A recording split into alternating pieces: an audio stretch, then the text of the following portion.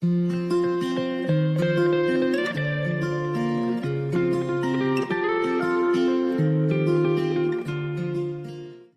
dans Être Soi, le podcast pour entreprendre et façonner sa vie. Je m'appelle Julie, je suis entrepreneur et podcasteuse et chaque lundi, je te propose des conseils et des interviews pour que ton business soit au service de ta vie. Une de mes missions, c'est de t'aider à utiliser le podcast pour transformer tes auditeurs en clients. Je te partage aussi mon aventure d'entrepreneur, mes conseils en marketing digital et plus encore. Pour ne manquer aucun épisode, abonne-toi sur ton application de podcast préférée pour avoir ta dose d'inspiration et de motivation chaque semaine. Est-ce que si je te parle de niche, ça te dit quelque chose ? Une niche, c'est choisir l'hyper-spécialisation, de viser une cible très spécifique pour réduire la concurrence et être plus efficace. Et oui, le principe, c'est que plus tu vises précisément, moins la concurrence est forte. Mais est-ce qu'il faut vraiment avoir une niche pour réussir dans son business ? Dans cet épisode, on va te dire pourquoi tout le monde dit que pour réussir et pour gagner de l'argent, il faut absolument que tu choisisses une niche et que tu t'y tiennes. Pourquoi tu peux réussir sans t'enfermer dans une niche, et oui, et aussi ce que l'on fait, et surtout ce que je fais en tant que multipassionnée, pour que cette règle de choisir une niche à tout prix soit à mon service et pas l'inverse. Mais avant de commencer, si tu as un business et que le podcast te fait de l'œil, et aussi que tu as envie de gagner de l'argent, je t'invite à aller voir notre masterclass gratuite pour découvrir notre stratégie pour gagner des milliers d'euros et d'écoute avec ton podcast. Comme d'habitude, j'ai mon acolyte de toujours. Enfin, mon acolyte. Hello. C'est pas mon acolyte. Il faut que j'arrête de dire acolyte. Tu es mon associé. Tu es mon mari. Tu es mon tout, mon rock. C'était la déclaration d'amour juste avant d'enchaîner sur l'épisode. Voilà. Un rock comme un caillou. Comme un rock, comme dans la chanson. Ça se sent quand on enregistre l'épisode, genre on a fini la journée et qu'on a un petit peu tout passé. Ça ne veut pas non plus dire que ça ne fait pas des bons épisodes. On est quand même au taquet. Alors, on va parler de niche. Et... Celle du chien. Ouais, celle du chien. Alors, d'ailleurs, je pense que... Je serais curieuse, dites-nous sur les réseaux sociaux, venez nous rencontrer sur Instagram, le lien dans la bio, si vous connaissiez ce terme pour venir discuter de cet épisode, parce que je pense que ça peut être une découverte pour certains et certaines, le mot niche. Mais en marketing, et donc là, on va parler aussi de marketing digital et de podcast, c'est un terme qui est souvent utilisé et quand on lance son business, eh bien, il y a énormément de personnes et il suffit de taper ça dans Google pour s'apercevoir que c'est un truc qui est quand même un peu comme une règle qui peut paraître un peu difficile. Enfin, perso, quand j'ai commencé mon business il y a 4 ans, que j'étais toute seule et que j'ai lancé mon activité, eh bien, tout le monde disait que pour réussir, il fallait choisir une niche. Il fallait se spécialiser. J'aimerais avoir ton avis, Rémi, là-dessus, parce que toi, t'es arrivé en cours de route et je pense que t'es arrivé et j'ai pas l'impression que tu te sois trop posé la question ou que c'est quelque chose qui t'ait vraiment perturbé quand t'es venu dans cette aventure avec moi pour ce business que l'on est en train de construire ensemble. Moi, effectivement, je me suis pas posé la question. En même temps, comme tu l'as dit, j'ai un peu suivi le bateau en cours de route, donc j'allais pas Mais t'aurais pu, prendre la barre et te dire bon allez, ras le cul, maintenant on prend la direction de la niche. Et puis c'est tout. Non mais t'aurais pu dire mais en fait t'es pas assez spécifique et tout. On va vous donner des exemples évidemment. Là on commence assez large, mais on va vous donner des exemples de ce qu'est une niche, donc une niche, une cible précise et comment on l'applique après.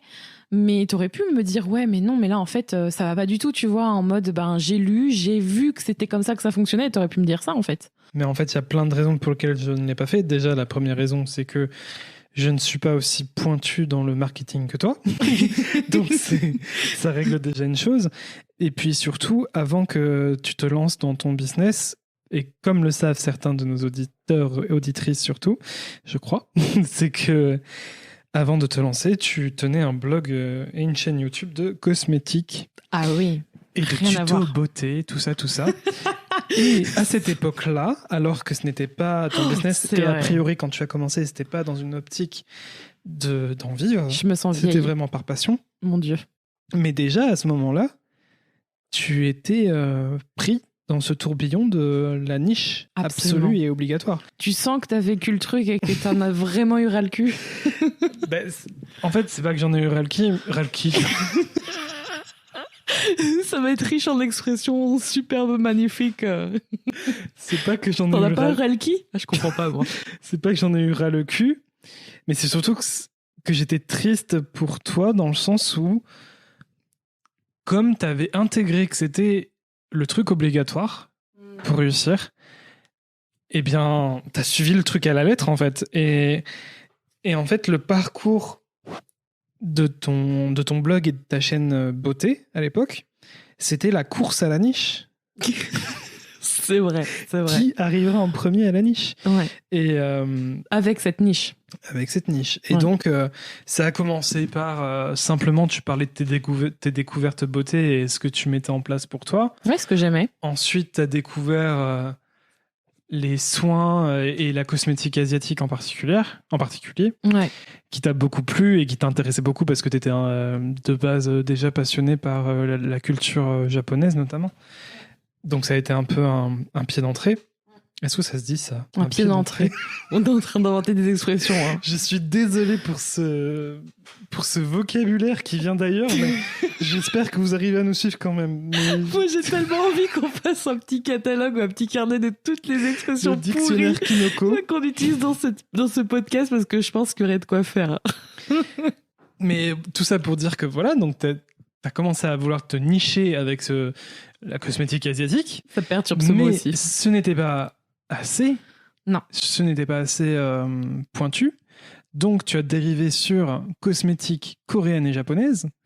Mais ce n'était pas encore assez niche. Vous êtes en train de voir à quel point je suis une psychopathe. Hein. Et donc, tu t'es dit, je vais me focaliser à fond sur la cosmétique coréenne. Et avant... Ce n'était pas assez niche. Et avant, entre guillemets, d'abandonner ta passion pour ce qui deviendra ensuite ton business...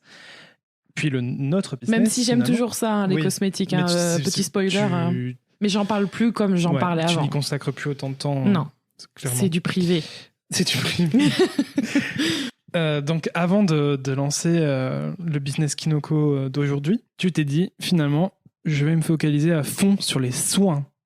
Je parlerai plus trop de make-up, de make-up, je sais pas, d'accessoires de beauté, etc. Coréennes. Je vais vraiment parler de crème, de soins, de tout ce qui fait que tu peux te sentir mieux avec ta peau, etc. Ouais, mais j'aimais vraiment. Et là, je pense que c'était vraiment le point final de ta course à la niche avec les cosmétiques et dans ce domaine-là, quoi. Ouais, mais en fait, c'est intéressant, tu vois, de faire tout ce cheminement parce que c'est clairement ça. Hein, vous pouvez sentir que c'est du vécu. Et aussi, c'est important d'avoir fait cet exemple-là parce qu'en fait, pourquoi tout le monde dit qu'il faut choisir une niche pour réussir ? C'est parce qu'en soi, c'est vrai que choisir une spécialisation, évidemment, que plus on se spécialise et qu'on parle d'un sujet précis, plus on va toucher les gens qui sont concernés et qui se sentent appelés par ce sujet-là.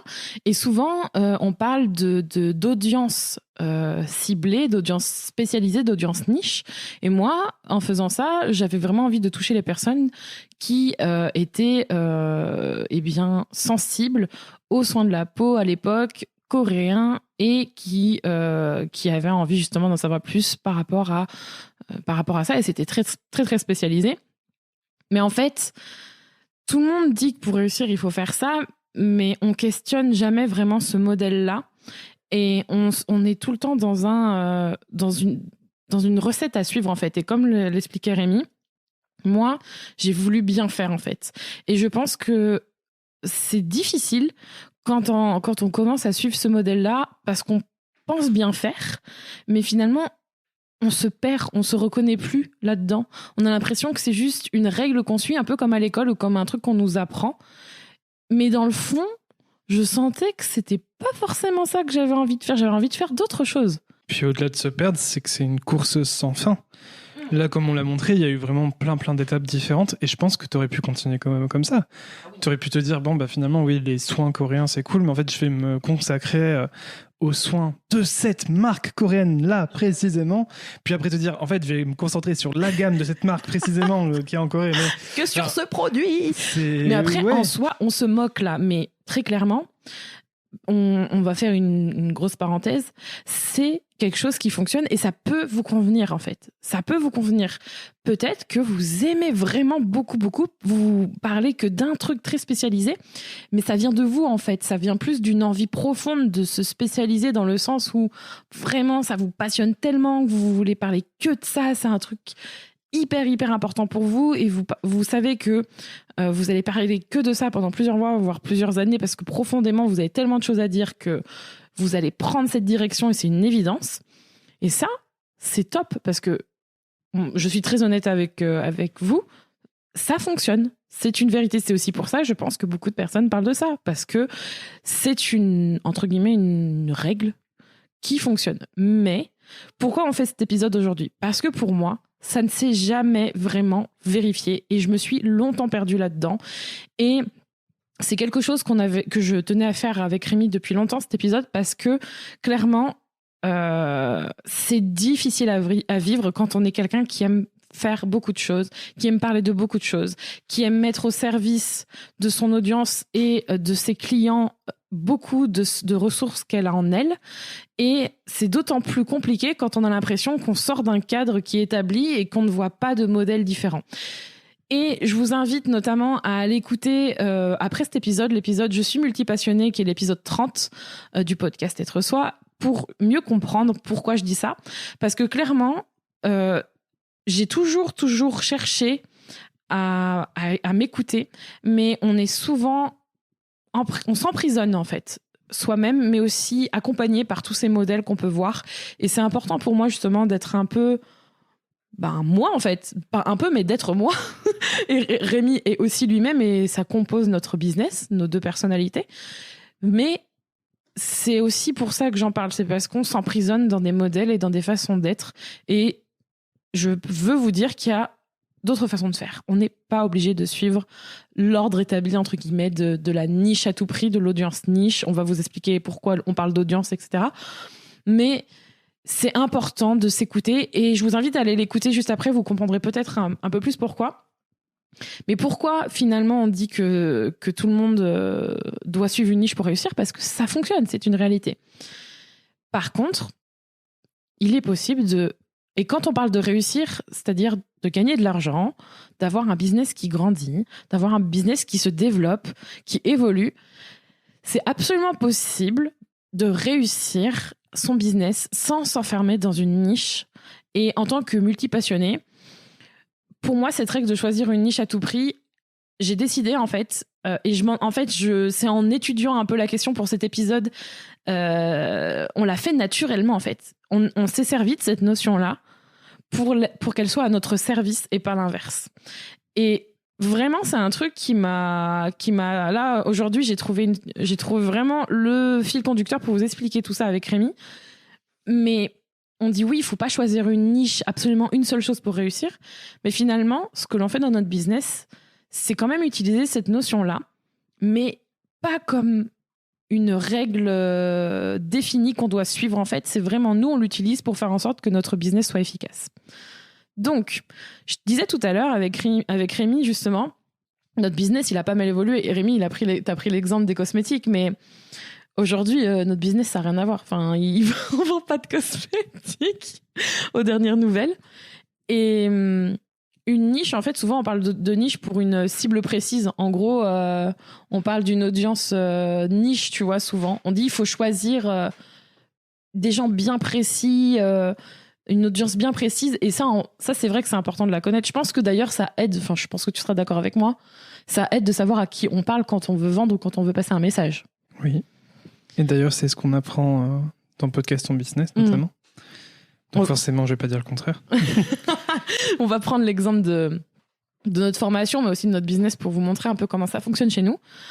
Mais en gros, il y a deux façons. En fait, il n'y a pas qu'une seule façon d'utiliser la niche. Il n'y a pas qu'une seule façon de faire en sorte d'utiliser le pouvoir de la niche, parce que je pense que tu seras aussi d'accord avec moi, il y a quand même un certain pouvoir à utiliser cette notion-là pour parler à quelqu'un, dans le sens où elle se sent d'autant plus concernée par tous les traits spécifiques qui la concernent, tu vois. Je pense que si aujourd'hui on parlait juste à toutes les entreprises de la Terre, je pense que ça marcherait pas. Par exemple, nous aujourd'hui, on sait que notre cible, en tout cas, c'est les entrepreneurs qui ont un business en ligne. Mais on pourrait dire presque maintenant, on est plus au niveau aussi des parents entrepreneurs. On utilise notre modèle, nous, en fait, notre façon d'être pour parler, en fait, à cette audience-là. Peut-être à toi, peut-être à vous. Mais c'est quand même... Je pense que les personnes qui sont vraiment niche, ils doivent se dire c'est hyper large, quoi. À mon avis, ils sont là, waouh, c'est beaucoup trop large, c'est pas une niche. Ça reste quand même une cible. Ça reste quand même une audience, ça reste quand même un portrait particulier. On pourrait développer. Mais là où je veux en venir, c'est que au fait, il y a plusieurs façons de faire avec ce terme-là. Et comment on le rend à notre service? On l'utilise avec nos offres. On ne l'utilise pas forcément avec les personnes qu'on cible. En fait, par exemple, une offre niche, c'est quoi? Par exemple, Rémi, tu disais avec Podcast ton business, nous, on utilise le podcast pour vendre et on le fait avec un format particulier. On le fait avec une formation en ligne. Voilà, c'est étape par étape, il faut s'inscrire et ensuite tout par étape avec des vidéos, plein de ressources très importantes pour apprendre ça. Et contrairement à une formation qui apprend juste à créer et lancer un podcast qui en soi est cool, Podcast ton business, en fait, c'est là pour t'apprendre à gagner de l'argent grâce à ton podcast. Donc déjà, là, c'est spécifique. On parle vraiment de gagner de l'argent avec un podcast. Et là, en fait, on peut parler de niche ici. Et on peut aussi dire qu'on t'aide à gagner de l'argent avec ton podcast, mais selon notre façon de voir les choses, nos valeurs, notre façon de vendre. On n'est pas en mode achète. On est plus à t'apprendre de façon authentique sans chercher à être quelqu'un d'autre et avec intégrité comment vendre. Et ça, c'est encore un degré de spécificité. Et ça, c'est vraiment un exemple, en fait, pour montrer à quel point on peut utiliser ce domaine de niche, mais en fait, cette façon de composer la formation, on l'a fait de façon assez naturelle, en fait. On n'a pas cherché... en fait, on est vraiment parti d'un besoin. On a été... un cran plus loin sans forcément s'en rendre compte, et c'est vraiment après que je me suis aperçue à quel point on était spécifique. Mais c'était quoi l'origine? C'était votre besoin et puis notre façon d'être, en fait. C'est une combinaison. En fait, c'est surtout qu'on est parti de notre expérience. On est parti de notre expérience et les gens qui nous disaient mais comment vous faites pour gagner de l'argent grâce à votre podcast?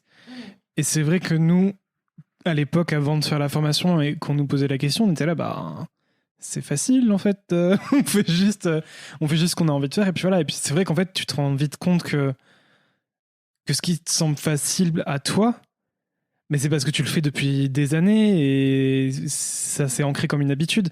Mais finalement, pour les autres, c'est pas aussi simple. Et donc là, en fait, après, tu fais l'effort de décortiquer le truc et tout ça, et tu te rends compte tous les aspects différents, le processus, etc., qui rentrent en jeu. Et du coup, effectivement, là, tu peux te rendre compte que cet outil, cette expérience que tu as, peut toucher et peut aider des gens en particulier. Pas tout le monde, c'est sûr. Les gens qui nous ressemblent aussi, d'une certaine façon, vu que notre offre découle de notre expérience. Donc forcément, on va avoir des points communs avec les gens qui vont être intéressés par notre offre. Et c'est là où l'aspect niche peut se retrouver aussi.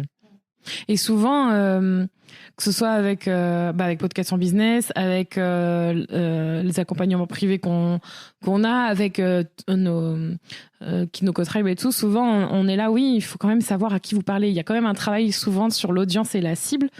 C'est important, en fait. Mais on l'aborde pas de façon... on l'apporte pas dans cette comment dire, je pense qu'il faut optique de niche, tu vois. Il faut en avoir conscience, mais il faut pas en faire une priorité, parce que et là je vais reparler de notre histoire de business à nous. Business. Mais en fait, si on n'a que ça en tête, ça peut vite devenir limite une obsession. Et en fait, tu vas mettre la faute, entre guillemets, de tes échecs ou du fait que ton business n'avance pas aussi vite que tu le souhaiterais. Tu vas le mettre sur la faute de cette niche qui n'est pas assez niche, tu vois. Et du coup, comme moi avec les cosmétiques, là. Oui, mais qui t'a aussi vécu avec le business. Oui, totalement. Dans le sens où au départ, t'as commencé en mode j'ai envie... Je sais pas si je vais aimer ce que je vais entendre.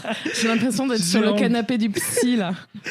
J'ai envie d'aider les gens à se sentir mieux sur tous les aspects de leur vie. C'est vrai. Donc que ce soit physiquement, ou dans leur état d'esprit, leurs émotions, etc. C'était vraiment très global.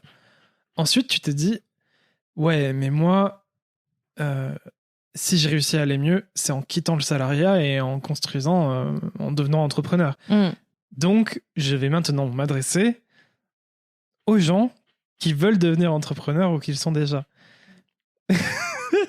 Tout en gardant en tête cette idée de les aider quand même à aller mieux dans leur corps et dans leur tête.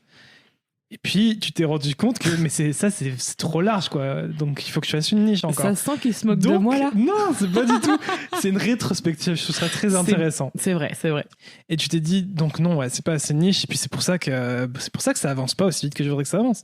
Donc, je vais nicher. je vais nicher. On invente un nouveau verbe. Et du coup, tu t'es niché en mode... Ok, je vais continuer à parler aux entrepreneurs, mais en fait, je vais parler aux femmes entrepreneurs. Donc là, on a encore réduit un peu le spectre. Ça va bien, le mot nicher, ça veut dire que, comme si tu te replies, tu vois la niche du chien, genre tu t'enfermes encore plus. Bah, c'est ça. Tu te rétrécis, tu te shrink. C'est pas fini. Et le dernier point que vous connaissez aujourd'hui, ça s'est terminé en oui, j'aide les femmes entrepreneurs qui veulent construire le business au service de leur vie grâce au podcast. Et là, c'était la dernière étape de la niche. Jusqu'à cette année où arrivait le gros bim bam boum.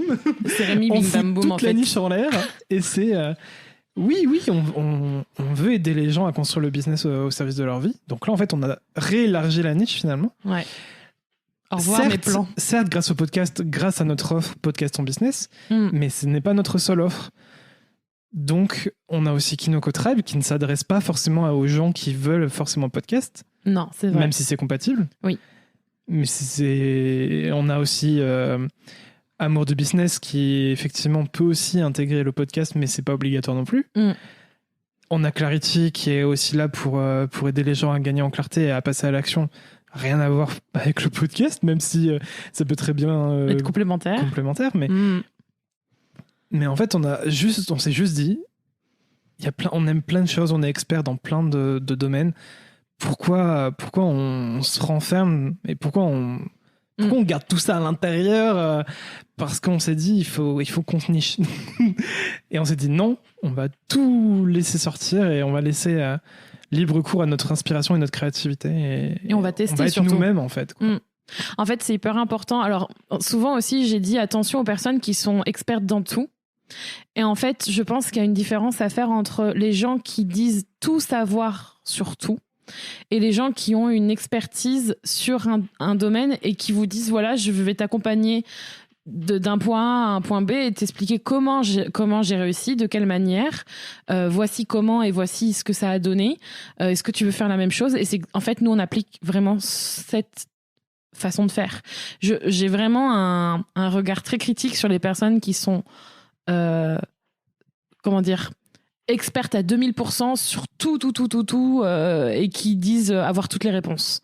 Ça, c'est quelque chose que je me méfie et c'est pour ça aussi, je pense que pendant longtemps, je me suis dit ouais, mais je peux pas faire ça en fait. En fait, c'est normal d'avoir plusieurs expertises dans des domaines différents. Là où c'est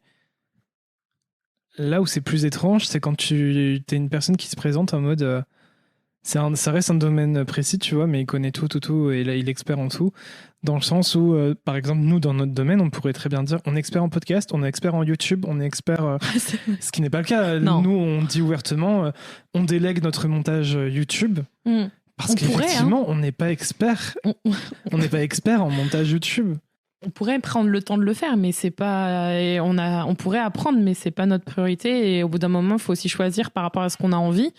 Et ce qui est important aussi, c'est d'être transparent par rapport à ça. Et je pense que ça aide beaucoup, en fait, quand on aime beaucoup de choses, à se dire, OK, je vais m'autoriser à tester, à dire où j'en suis, ce que je peux faire, ce que je peux pas te proposer, et d'être tout à fait transparente avec le fait que on ne sait pas tout faire. Et c'est pas grave, ça t'empêche pas de commencer à vendre quelque chose et de construire ça. Et ça veut pas dire que tu n'as pas une certaine expertise dans ton domaine. C'est juste que, d'une certaine manière, tu as une spécialité. Tu sais peut-être faire, je sais pas moi, communiquer sur Instagram uniquement parce que tu es experte dans les photographies de gâteaux, tu vois. Ça peut être une passion. et que tu maîtrises vraiment à 200%. Et tu te dis, ouais, mais non, je peux pas proposer ça parce qu'en fait, moi, je m'adresse qu'aux entrepreneurs qui veulent utiliser Instagram pour tout leur business. Si je commence à parler de gâteaux. Sauf qu'en fait, finalement, tu sauras jamais vraiment. Et c'est important aussi de s'autoriser à tester. Et au final, le plus dur, j'ai l'impression, mais c'est aussi pour ça que l'on accompagne et que j'ai à cœur d'accompagner les gens avec ça, c'est de s'éparpiller. On a cette peur de s'éparpiller. Sauf qu'au final, c'est souvent quand on se bride et qu'on se met dans des cases et qu'on cherche à correspondre à un modèle bien précis de ce que les règles d'Internet ou les autres nous disent, qu'on finit par se perdre et avoir ce sentiment que c'est une faiblesse. Mais c'est votre plus grande force, justement. Et c'est aussi ça qui est important, c'est de vous autoriser à découvrir et mettre ce truc de niche à votre service. Et nous, on l'a découvert comment ? On l'a découvert en créant des offres.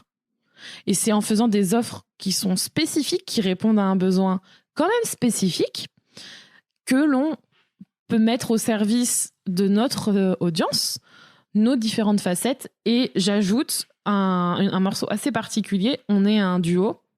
Ce serait difficile à vivre, je pense, pour toi comme pour moi, de s'astreindre à correspondre à une spécialité ou une façon de faire ou un sujet, alors que ça te parlerait peut-être pas forcément. Je pense qu'en tant que personne, tu as envie de pas te développer, mais de te faire plaisir, en fait. Bah, comme tu l'as dit au début, ça peut marcher pour certaines personnes, pour des personnes qui ont une seule passion et qui sont passionnées par un seul sujet. Ça arrive, tu vois, et c'est pas un problème. Mais pour des personnes qui ont plusieurs passions, qui ont des passions multiples, effectivement, là, c'est plus compliqué. Et toi, tu l'as dit toi-même, depuis qu'on a fait Podcast Ton Business, forcément, on parle beaucoup de podcasts, notamment sur Être Soi. Et tu te rends compte que, oui, j'aime bien parler de podcasts, mais en fait, j'ai pas envie de faire tous mes épisodes d'Être Soi sur le sujet du podcast. Et ça commençait déjà à te faire chier. Même si tu aimes bien en parler et que tu vas continuer à en parler de temps en temps, mais tu veux pas que ce soit ton seul sujet de discussion et de partage, parce que tu sais qu'il y a tellement d'autres choses. J'ai d'autres choses à donner, s'il vous plaît. Par contre, ça n'empêche pas qu'on me voit comme quelqu'un qui est experte dans ce média-là, spécifiquement pour le business en ligne, etc. On me voit quand même, et ça c'est important que je le dise, on me voit quand même comme experte dans le podcast, à mon échelle évidemment, parce que c'est le cas. C'est aussi une petite thérapie de le dire dans cet épisode. Mais décidément, tu vas faire mon psy en fait. Mais en fait, ça veut pas dire que je suis obligée de suivre cette voie pour toujours. C'est à moi de choisir si j'ai envie de suivre autre chose en plus, et je suis pas obligée d'être moins bonne dans cette expertise pour en développer une autre et en proposer une autre. C'est ça qui fait que quand on est oui, tu veux dire des êtres pluriels. T'es pas obligé de sacrifier ton expertise du podcast pour en développer une autre. Oui, c'est à moi de choisir quelles sont les limites et qu'est-ce que je veux offrir, et on revient toujours aux offres en fait. Au bout d'un moment, tout est question de proposition et tout est question de qu'est-ce que je veux apporter comme solution à telle personne, qu'est-ce que je veux utiliser comme compétence, comme savoir-être, pour justement l'aider à avancer avec ce que je sais aujourd'hui. Ça ne veut pas dire que ça fait de moi quelqu'un d'incompétent de vouloir choisir autre chose et de développer une autre offre ou un autre produit. Et je vous le dis, ça marche pour nous. Pourquoi pas pour vous, sachant que nous, quand je dis ça marche, c'est oui, on gagne de l'argent et on génère du chiffre d'affaires en fonctionnant comme ça. Et on l'a vu en quelques semaines. Parce qu'on a pivoté, on pivote énormément. Quand je dis pivoter, ça parle peut-être pas forcément à tout le monde, mais on teste pas mal de choses. Et c'est important pour nous, justement, de se donner cette flexibilité, d'autant plus qu'on est deux à construire ce business-là et que ça va au-delà de juste construire un business. Nous, on le construit vraiment pour qu'il soit au service de notre vie, on l'a dit. C'est-à-dire que notre business, il n'est pas là pour être un poids, il est là pour être un atout. Mais c'est important d'accepter de pivoter. Et d'ailleurs, je vous invite à aller écouter l'épisode 89 d'Être Soi, parce que c'est justement un épisode où je parlais du fait de savoir quand changer la direction de son business. Mais ça peut se faire de façon assez rapide, en fait. En fait, à partir du moment où tu fais de ta vie ta priorité Et non pas l'inverse, que ce soit ton business ta priorité. Non, c'est ta vie qui doit être ta priorité et que ton business doit être au service de celle-ci. Donc à partir du moment où tu fais ta vie ta priorité, donc toi en fait, parce que ta vie c'est toi, et donc en fait que tu fais ta joie, ton plaisir ta priorité, forcément tu vas faire en sorte que ton business te génère du plaisir et de la joie. Et pour ça, il faut que tu t'écoutes. Et si ça veut dire qu'il faut que tu pivotes, ça se fait naturellement, t'as pas besoin de forcer. J'allais dire advienne qui pourra. Que pourra, pas qui pourra. Que pourra. Encore une expression pourrie. On va le faire, ce catalogue. Mais c'est exactement ça. Souvent, d'ailleurs, ça, je pense que ça pourrait nous évoquer d'autres sujets, mais on en a déjà parlé. On a tendance à vouloir séparer les deux, business et vie perso. Sauf qu'il faut être réaliste. Nous, on n'arrive pas à faire ça. Et je pense que ce serait vraiment douloureux, en fait, de chercher à tout prix à mettre des cloisons. Et on le vit très bien. Au contraire, comme on sait pourquoi on le fait, on se sent pas obligé d'être enfermé dans un truc bien précis. On se sent vraiment libre dans ce qu'on a choisi de faire.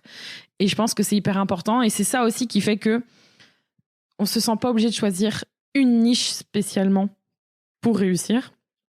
Parce qu'on sait qu'on a plein d'atouts, on a plein de façons de faire. Puis je pense que c'est un truc qu'il faut se dire, c'est on peut pas plaire à tout le monde. Et je pense que ça aussi, c'est une façon de se libérer de ça. Tu peux pas plaire à tout le monde.